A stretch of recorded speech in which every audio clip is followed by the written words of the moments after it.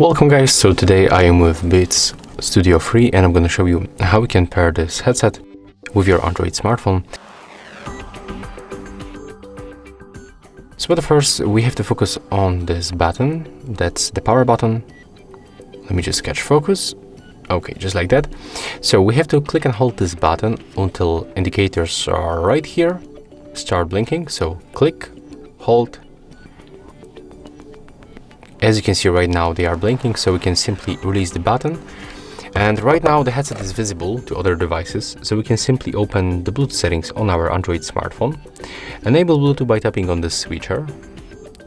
And right now you have to scroll down, and at the bottom you will find the Beats Studio 3. In my case that's the default name Rico 86. So you have to simply select your headset from the list, accept the pairing. And as you can see, right now we are successfully connected.